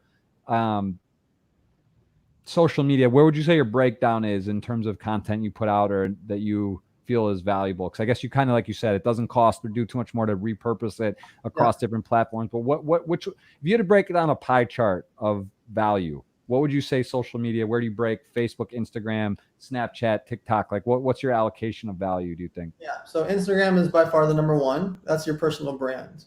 That's the most important. That's like your business card. That's where everybody knows you. That's where they see you. And that's where you're living your best life and teaching people and entertaining them. So YouTube is fantastic for monetization, but it's a lot of work. So YouTube is similar to a podcast. You got to make long form content and make it well. But it's evergreen content, so it lives on for years and years and years. Facebook is going to be around forever. Nobody can ever buy them. They're too big. Zuckerberg's too young. He's going to buy any platform that messes with him or get them shut down or make their life hard like Snapchat. When Facebook tried to buy Snapchat turned down $3 billion, well, if you turn Zuckerberg down, what's he going to do? He's going to make Instagram stories. And Instagram stories is going to make Snapchat irrelevant. So Snapchat is a humongous company internationally because of the messaging that disappears. It's ephemeral messaging. But out of 600 influencers I work with, 0 have brought up Snapchat in a year and a half. 0. Not once. It's interesting because the stock rebounded pretty big. It had dipped a lot, but I'm curious on that. Like, I don't really understand. Is that because I personally, I have Snapchat.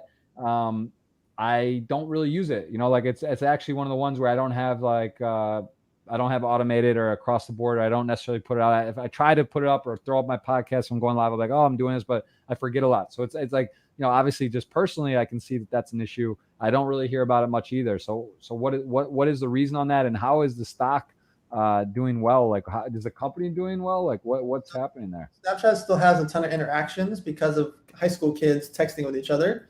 So it still has a big base, and they have money because they do deals with big brands for kids. So they'll do a big deal with M&Ms and Skittles and Wrigley's gum and those type of brand, you know, Netflix, McDonald's, etc.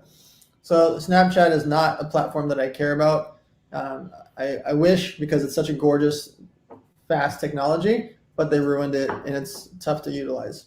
Man, it's really shot up here in the last. Yeah, their numbers are great from a tech Crazy. perspective. Holy wow, that's surprising to me that it went up. I remember here, yeah, I remember it went up like 5 to 15 or something like that, and I thought that was pretty crazy. And then yeah, so I mean, interesting though. But like you said, it depends what you're doing or trying to get out of it, or if you're promoting social. Let's take a few more questions here. Give me an actual countdown. When you do have a thing when you have to jam out of here pretty soon? Yeah, whatever. Just keep going. Keep doing. We got saw some good questions. So we just talked about rate of success. What's your best investment? What's your like highest ROI? I guess. What would you say is just like a golden thing that's happened to you? The one that went public, that one was good, and I actually sold my shares. So that one was, I actually had a liquidity event. There was another. I like Dollar Beard Club a lot. It hasn't exited yet, but they've done like 26 million revenue. I was the first investor, so I like that one. I like a company called TrendyButler.com. It's a monthly box of men's clothing for $65 a month. Same thing. It's over 20 million in revenue. I was the first check there, and then I brought my friends in. So I put 150K in, and then my friends put in 1.1 million more, and then more guys started putting in like 6 million after that. There's been some fun ones. There was a travel company I put the first check into. We raised like 12 million after that. I put in a small check at the beginning. And then I got Walmart ended up investing, and it's just, that was a good one. I don't know. That's a travel. What's that? What is that business based on? Reverse travel. So instead of you saying, I want to go to Costa Rica, I have this much money, you say, I have $2,000, where can I go in the world? And it shows you, you're like, I didn't know I could go to India, and I didn't know I could go to Maui, and I never even knew what Marrakesh was, you know. It's called reverse travel? That's what the concept of the site is, yeah. Oh. It's interesting. I like that. That it almost like picks your vacation or gives you what you could do. It's like, oh yeah, I love that. That's interesting. Yeah. Cool. So that's those are some interesting ROIs and different again, a wide spectrum. It's not, you don't seem like you're pigeonholed in this category. You like to mix it up in whatever's interesting and catches your attention. What about sports? Do you bet sports? And what do you think about U.S. passing at a federal level? Sports seems like basically the hottest ticket really there is, like right now, if you can get in that space. But it's a bit of a gray. I mean, not gray, but slots, gaming, sports, like betting. It's a little sensitive in some respects. What is your thoughts on that? And do you have any plans for that? Yeah, so I'm not in the sports market. I don't sports bet. Obviously, a ton of my friends do, just being in the poker world.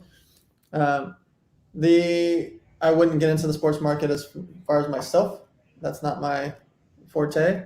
I like the online poker space or online casino I would do. But the sports market is humongous. And for me, because so many countries all over the world have always legalized sports betting and always legalized online poker and always legalized online casino, I think it's insanity that we don't have that in the US. Like Black Friday was a decade ago. What are we talking about? Like, how are we not legal here? Like, I had Mike Sexton on recently, who's one of the legends in gaming and got a big, I don't know if you know his full story or kind of what happened with him with Party. Do you know the deal? You get like 11 million along the way or something. He got 15 million on the cash out. They ended up giving him a 15 million bonus like a year later because they felt bad on the deal. They didn't force him, but they were like, oh, you're the last US shareholder, this and that. It was around like whether it was ill will or not, but if he had held his shares for like another 18 months, he would have got 530 million, but he sold for 15. And then they gave him 15 more as like a kind of like, you know, sorry, buddy. like we just capitalized that much Wow. more.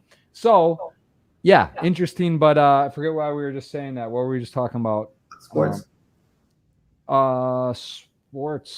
Sports.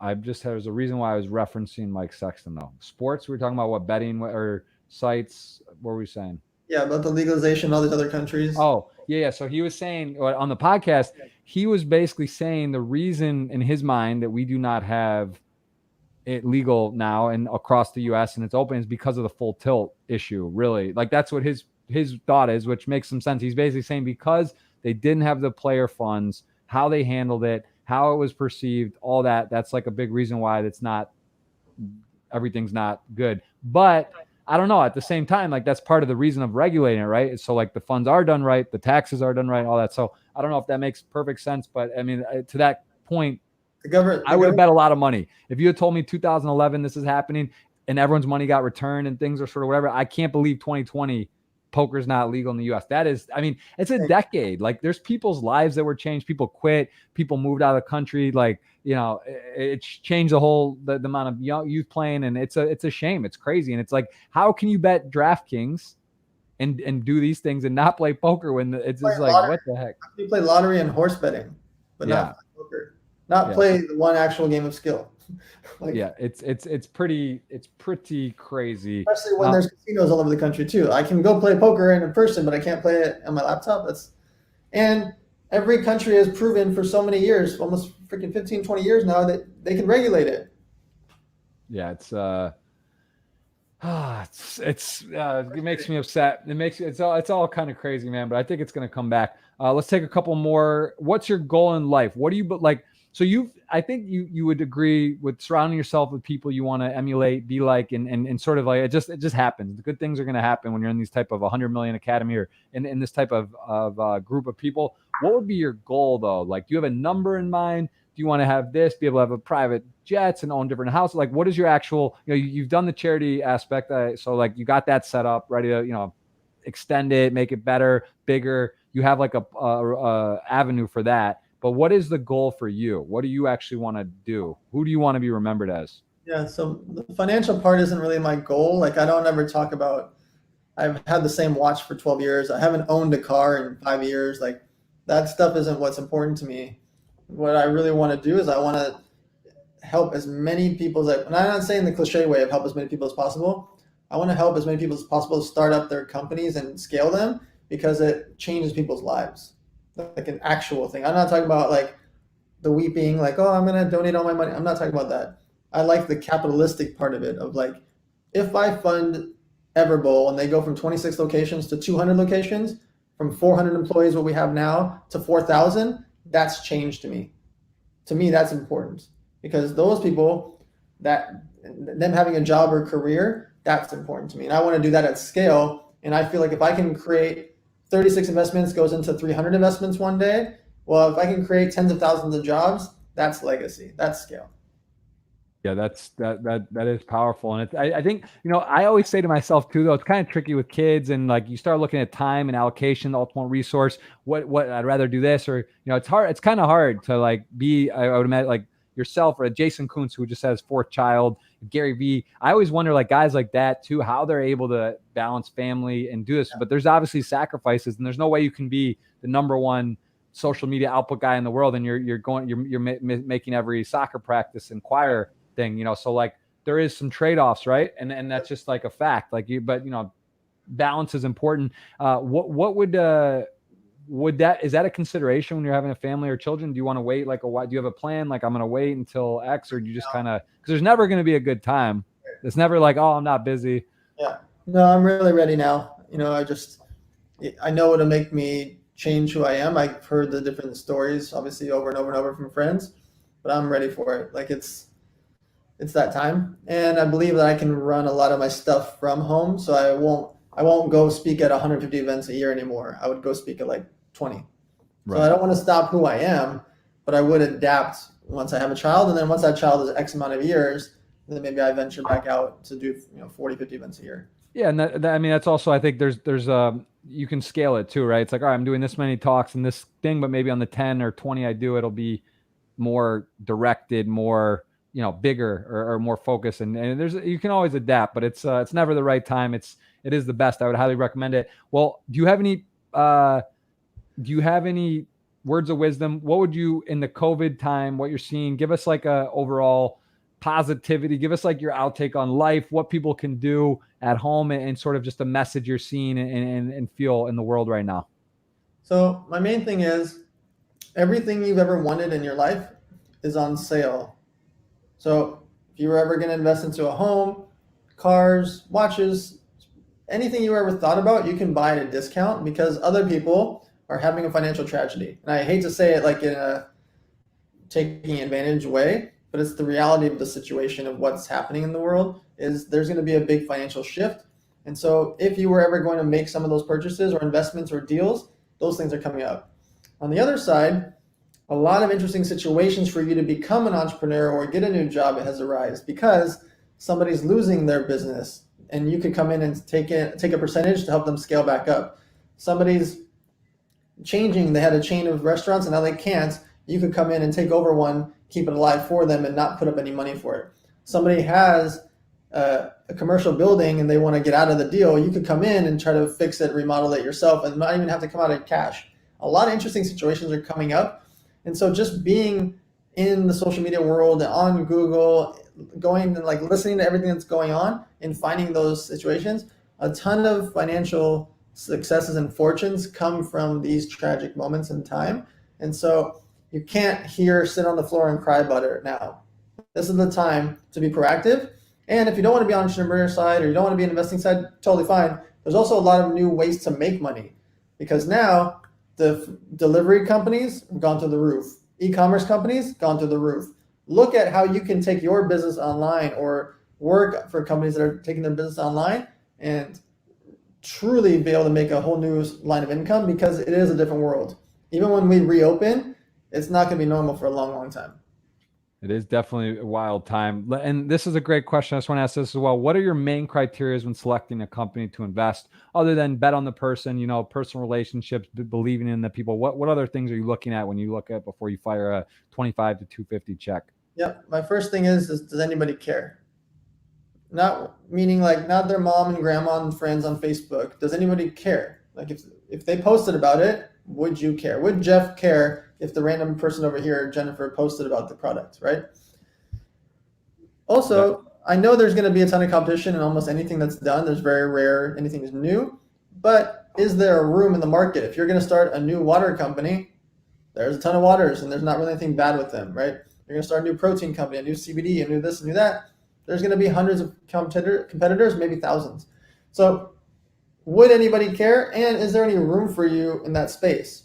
Then how big is it? Is it a small thing? Is it a niche? That's fine. I have to think about that. Are you going to try to be a medium-sized player? Great. How are you going to do that? And how much do you really need? Are you going to be a large player and then you're going to pitch me on, you're going to be the next Uber for something? Well, you got to show me how you're going to raise that kind of capital, build that kind of team, et cetera. So I'm looking for reality checks along the way of can they do it? How big is the market? Why are they the person for it? Why does anybody care? I'm asking those type of questions. Makes a lot of sense. I the one that makes me the most ill, I brought it to two of my most sophisticated investor friends. People, I had a chance to buy 1% of DraftKings. It would have been split three-way in 2012. It was a $25 million round. It had closed. The CEO, Jason Robbins, I still have the email. It's like my motivation on the side. I would have put up 83,000 to have a third of a percent. I guess there's a little less. I mean, dilution, this and that, but yeah, it's worth 12 billion today, and we would have gotten it at the 25. And I knew it because all my friends were playing it. I used it. I love it. I got it. I saw it emerging. I was at every poker stop. The board, like DraftKings was there. I saw the people. I had friends. We had a fund. My buddy was running. So I knew it was going to be good, like in my head. But, when one of my friends who's super successful, wealthy, and I was like, the reply was, we think the valuation's too high. And, listen, most businesses don't work. You can't just say yes to everything. And I get it. But like, that was one where, looking back, it would have been a massive investment for me at the time, but I was like all in. I was pushing it and they said no. So, that's like in the back of my head though. it does give me some confidence. And, maybe it wasn't ready. Maybe, who knows, whatever would have happened. Like, I would have made some great money on it. Maybe I would have got lazy or done other things or felt like whatever, but just kind of realizing, like, I do feel that I can pick winners. Like, I feel like I'm in tune to what's good, what's new, what's trending and whatever. So, I think that's all you can do is put yourself in good spots. And, I can't put that on my resume, unfortunately, as having that investment, but again, it's a learning experience, and there's other ones that are going well. And I actually have some pretty cool stuff out. We'll talk off the podcast maybe in the future. I know you have to run, but I got some interesting stuff in the pipeline, and I think you'd be pretty interested as well. And definitely, I think it's also nice to have investors. And when you bring, you're a net positive, right? So it's not just like, because a lot of stuff you could raise money. You could say, hey, like, call people, like, give me 100K, 500K. That's fine. But, like, are they going to actually do stuff? Do they know contacts in the space? Are they motivated? Are they going to be interested in, smart money, if you will? So obviously that's always that. Well, Dan, I know you got to go here. We're going to roll this. Anything else you want to touch on? Closing, anything coming up? No, the main thing, everybody, is just get started. Like, whatever the idea is you've been wanting to do, this is the best year in history to do it, because we're all stuck at home or we're all going out less. And so this is the time to just study, learn everything online, but actually get started this time. And where is, so if people want to catch up and follow along with you, is Instagram the best place to stay in touch with what you got? Any of the main social platforms, but Instagram and Twitter, I'm mostly, Instagram's my most fun. Okay, well, we're going to go here. We are going to copy this, and we're going to give someone a $55 ticket courtesy of you, Party Poker. We're going to roll it when you tell me when, and someone's got a ticket in their pocket. 3, 2, go. Boom. Someone has got it. We got a $55. Usually repeat winners. They just feel like they have a code. Josh didn't try. This guy feels like a repeat winner. Oh, he's not. We got a new one. I love it. All right. So, Dan, I appreciate that. Number 75, aka 74, double 74. We just had it. I don't know what happened there. Dan, thank you so much, man. It really was. I feel like I learned a lot. I already know you well, but got to learn a bit more about you. So I hope you guys enjoyed it, and we will see you soon. And hopefully I'll be in one of these 100 million academies or something else, and we can collaborate on some stuff. And if nothing else, sports cards, I'm sure I'll be in the chat and dialed in, and I'll be right there with you. So I'm very, very into that. I like it, and it was fun, man. Thank you for the time. You got it. Cheers, man. All right, guys, that's Dan Fleyshman, also a poker player back in the day, investor, angel investor. He does a lot of different things. Hope you guys really got to learn something. I know I did. I think he is in a unique position and really does have some cool stuff that he's working on. So enjoy it. It's on all the podcast outlets. We will have a few podcasts next week, some poker, some business, some athletics. We got it all. We're humming. We're ready for the World Poker Tour $100 million series coming up on Party Poker. That starts on July 17th. We will be firing that for about 6 weeks straight on Twitch, jeffgrosspoker.tv. Thank you so much. Enjoy your day. And I really appreciate you guys listening and following along. Thank you.